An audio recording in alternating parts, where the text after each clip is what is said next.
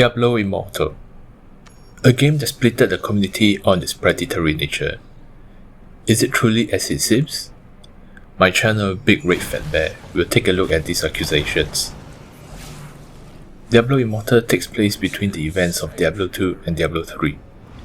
You are one of the multiple heroes tasked to stop one of Diablo minions from reviving him. Your demon slaughtering adventures will traverse through the usual locations of the graveyard, the swampland, the desert, and the domain of hell. The voice acting in this game is top notch. The voice actors sounds like they are the embodiment of the characters they are. Do not concern yourself over my fate. Death and I are old friends.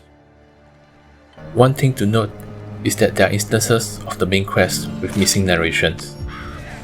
It's quite a minor thing for me, but I would assume it would be literally unplayable for some people. The music is great. It has the nostalgia of Diablo 3 and Diablo 2.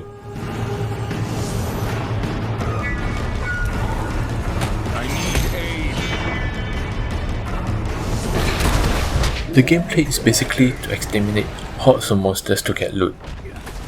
You have multiple venues to get higher tier loot, such as killing bosses, completing challenges or quests, but the most important will be to set your world level at the highest level possible to you.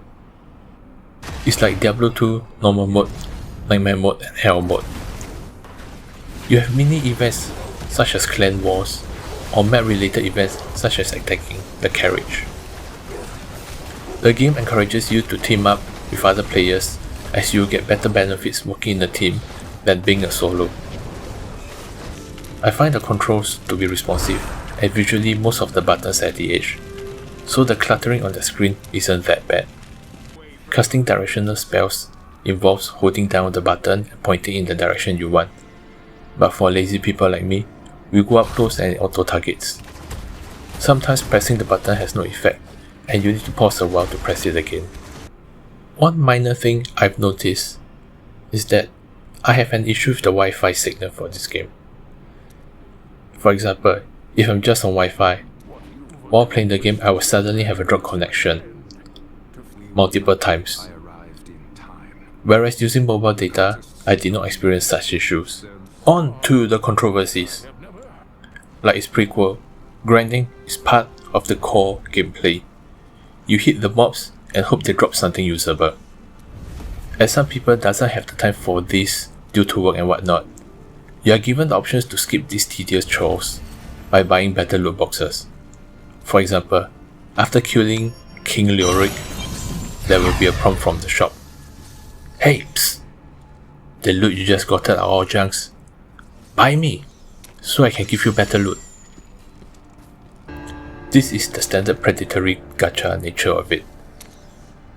People complaining it have never played other gacha games, I guess.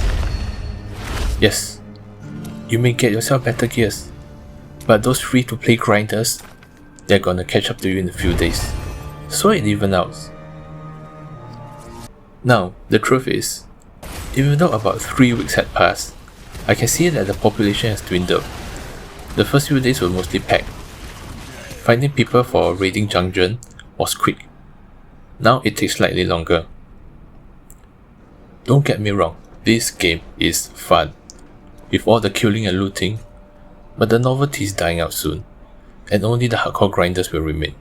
Diablo as a series has come a long way to cater to casual gamers. In the earliest iteration of the game, Diablo 1 and Diablo 2, you had to carefully level up the ultimate skills and attributes, otherwise you will not be effective at killing the monsters.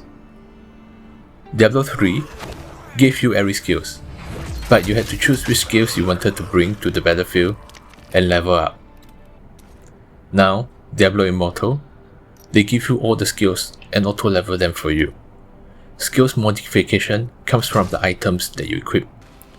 For example, one piece of my armor may change my skeleton warriors to a single champion, while another piece may change my bone wall to a bone prison. Due to the nature of this casual gameplay, You can quickly change your fighting styles on the fly. One set for PvE, the other set just for PvP. Which is why it makes this a fun, casual game. There's no hard brainstorming, just the killing. Just raiding the procedural generated dungeons, and PvP in the Shadow Wars are all active. You can still terrycraft if you want to. There are always optimal builds for certain classes, dawning with certain equipments, with carefully selected gems that grant additional powers. One of the additional options to spend money to give yourself power up is not a new idea. They don't actively push you to buy it. It's not a detriment, but you will always feel its presence there. Also, I noticed I can turn on the ultra settings on my phone. I guess you probably need the latest Snapdragon chipset or something. If I had made any factual errors, you can let me know in the comments below. Also, don't forget to like and subscribe. Bye!